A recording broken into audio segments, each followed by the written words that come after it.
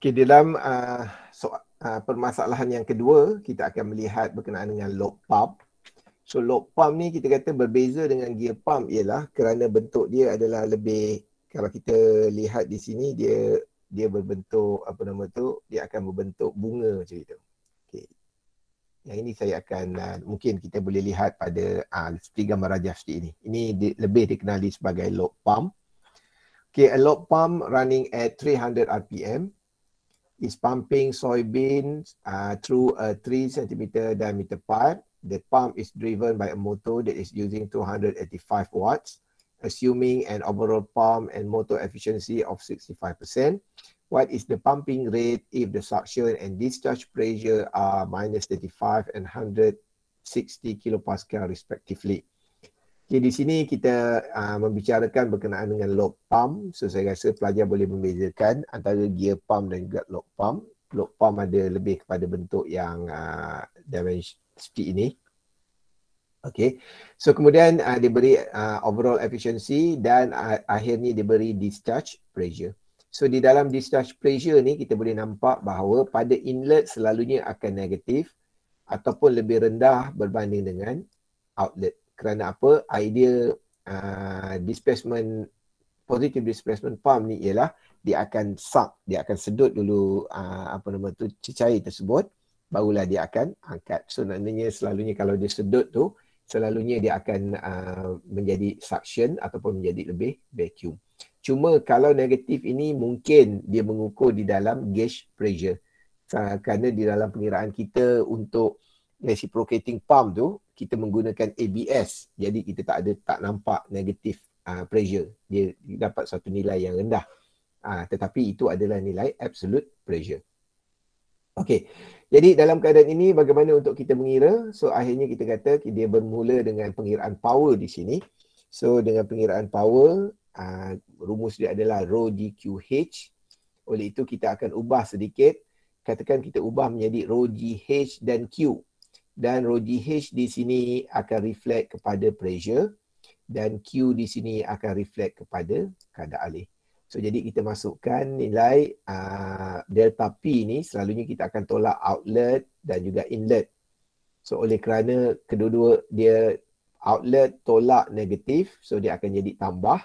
So akhirnya, dan kita darabkan dengan kadar alih yang telah diberikan. Oh tak, kadar alih tidak diberi. So kita dapat 195,000 Q. Kemudian kita kata diberi bahawa efisiensi adalah 65%. Jadi kita boleh nampak bahawa power in dan power out. So, kita kata efisiensi ni adalah power in over power out. So jadi kita kata kita boleh melukiskan power in kita adalah 285 watt. Seperti yang dinyatakan di dalam soalan. So 285 watt dan power out adalah power yang dihasilkan secara reality. So ini adalah power yang dihasilkan secara reality. So sama dengan 195,000 Q. Dan kita boleh mengira daripada equation ini, kita boleh mendapat bahawa nilai kadar alih adalah sama dengan 0.95 liter per second.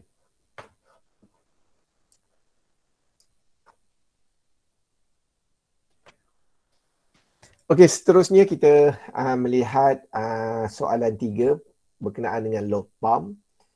A two lobes rotary positive displacement pump move 0.60 cm3 of motor oil in each lobe.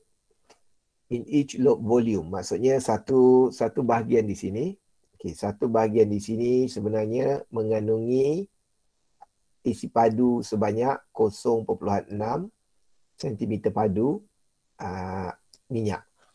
For every 90 degree of rotation of the shaft, one lobe volume is pumped. If the rotation rate is 550 RPM, calculate the volume flow rate. So kalau kita mendapat masalah seperti ini, bagaimana? Kerana seperti yang saya katakan, di dalam lobe pump di sini, daripada AutoCAD design dan sebagainya, kita boleh estimate apakah isi padu yang berlaku di sini. Cuma di dalam lobe pump di sini, keistimewaannya ialah ia akan bergerak berdasarkan angle. Di sini saya rasa pelajar boleh lihat Okay, kalau keadaan ini tegak, kita katakan paksi ini tegak dan paksi ini adalah horizontal kan. So jika paksi ini naik ke sana, so paksi di sini di sebelah kanan akan menjadi tegak, tetapi paksi di sebelah kiri akan menjadi horizontal. So maksudnya kita boleh nampak pergerakannya adalah 90 darjah di sini. Apabila 90 darjah berpusing, membawa maksud satu set minyak yang ada di sini akan dialirkan keluar. So itu yang pelajar perlu faham daripada ayat daripada soalan ini. So tetapi kekerapan minyak itu dialir keluar adalah berdasarkan RPM. So maknanya berapa banyak rotation per minit yang dihasilkan oleh mesin ini. Jadi kita kata pengiraan perlu dibuat perlu mengambil kira berapa banyak, berapa RPM, berapa angle di sini dan berapa isi padu yang dialirkan keluar. Oleh itu hubungan di antara ketiga-tiga perkara ini kita boleh lihat dengan menggunakan rumus ini. Okey. So jadi kita kata total volume. Okey, setengah buku dipakai V close. Maksudnya keseluruhan isi padu yang dialirkan keluar. So yang ini saya rasa pelajar boleh faham. Jika 90 darjah berpusing membawa maksud 0.6 cm padu akan dialirkan. Oleh itu full rotation adalah 360.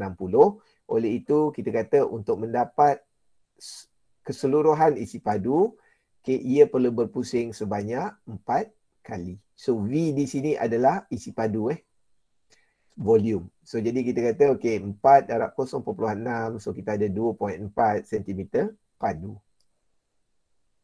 Okey.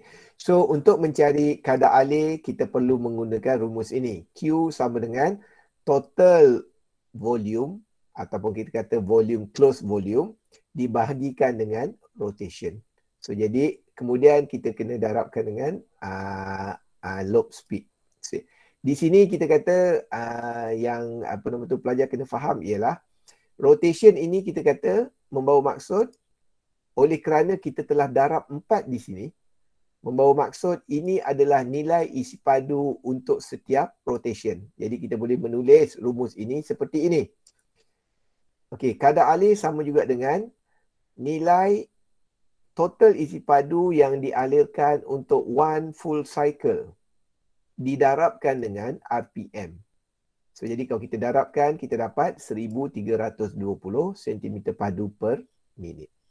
Yang ini saya harap pelajar dapat alert kerana sesetengah buku dia akan buat ada satu rumus lain, dia akan tulis kat sini volume dibahagikan dengan rotation juga.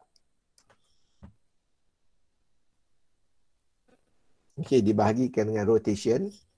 Okey, dibahagikan dengan rotation. Okey, di sini kalau katakan nak dibuat kita ada setengah buku dia akan ambil, dia masukkan kat sini 0.6 dan 0.6 ini hanya dialirkan untuk 1/4 rotation. So akhirnya kita akan dapat 0.6 darab 4 juga. So and then baru didarabkan dengan RPM. Okay, ada setengah buku dia menulis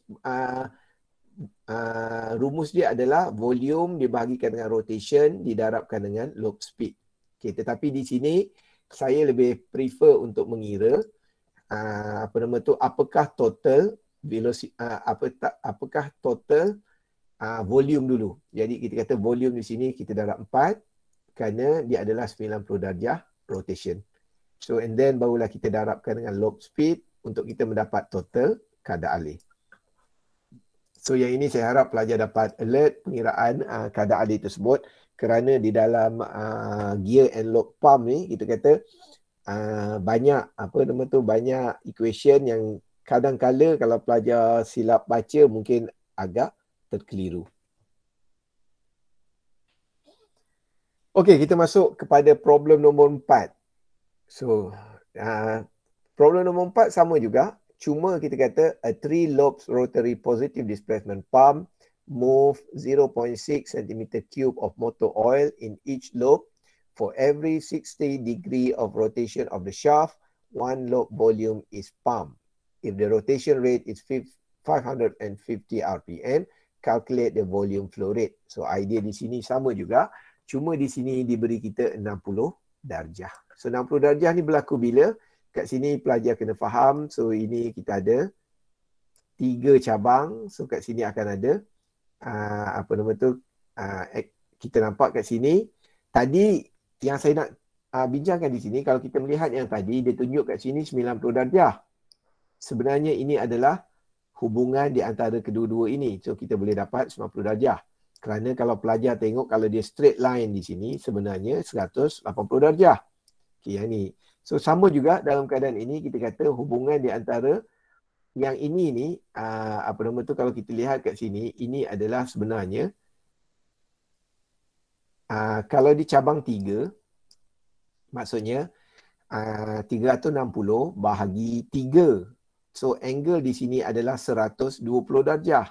Tetapi kalau kita hubungkan dengan yang angle di sini, kita dapati bahawa angle di sini sebenarnya adalah 60 darjah. So itu yang dikatakan for every 60 degree rotation. Kerana apa? Kerana kalau ia bergerak di sini, yang ini bergerak di sini, okay, so yang ini akan turun ke bawah. So bila dia turun ke bawah, sebenarnya dia akan menolak yang ini ke sana. Okay, tapi angle of rotation dia sebenarnya adalah 60 darjah. So yang ini saya harap pelajar dapat faham bagaimana lobe pump bergerak.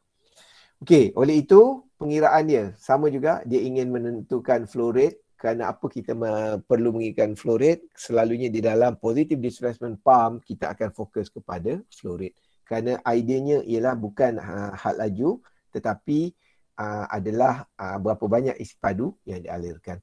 So oleh itu kalau kita nak high speed water jet ke apa, jarang orang pakai positive displacement. Water jet dan sebagainya orang akan pakai centrifugal pump. So jadi kita mengira di sini, so oleh kerana ia 60 darjah, berjaya menghasilkan ataupun berjaya mengalirkan 0.6.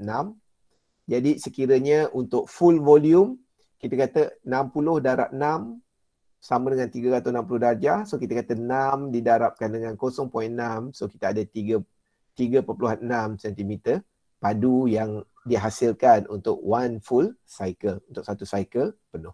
Oleh itu kadar alir kita boleh kira dengan mencari 3.6 didarabkan dengan RPM. So kita ada 1980 cm padu per second.